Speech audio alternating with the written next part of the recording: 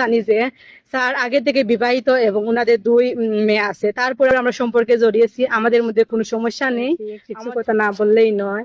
আপনারা অনেকেই মনে করছেন যে স্যার আমাকে লিখে রচনার মতো বানিয়ে তৈরি করে দিয়েছে এবং আমি সেগুলো দেখে দেখে পড়ছি। আসলে এটা ভুল কথা। আমি অনার্সে পড়ি, যেহেতু আমি এতটাই বোকা নই যে স্যারের কথা শিখানো কথা আমি বলবো। এর জন্য আমি এতটুকু পড়ালেখা করি নাই যে আমি উনার কথা রাখবো। আমি আমার ইচ্ছায় আমি ভিডিও বার্তা দিয়েছিলাম, কিন্তু আপনারা সেটা ভুল বুঝেছেন।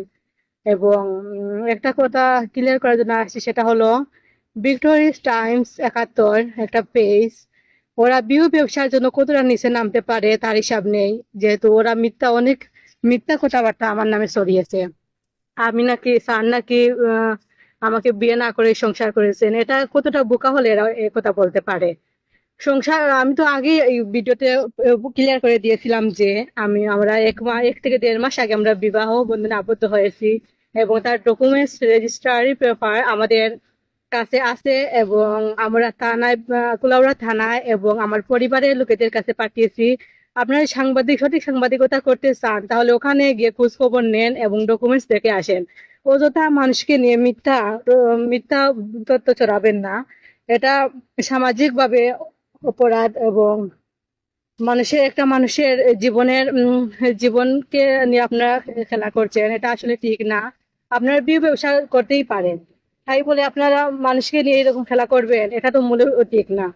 আরেকটা বিষয় হচ্ছে, আমি আমার পরিবারকে বলতে চাই যে ওনারা বলছেন যে স্যার নাকি আমাকে মেন্টালি মানসিক রোগী বানিয়ে আমাকে দিয়ে এসব কথা বলাচ্ছে। আসলে এটা ভুল কথা। আমার কোনো মানসিক রোগী ওরা বানায়নি, আমি নিজ ইচ্ছা নিজ থেকে সব কথাবার্তা বলছি।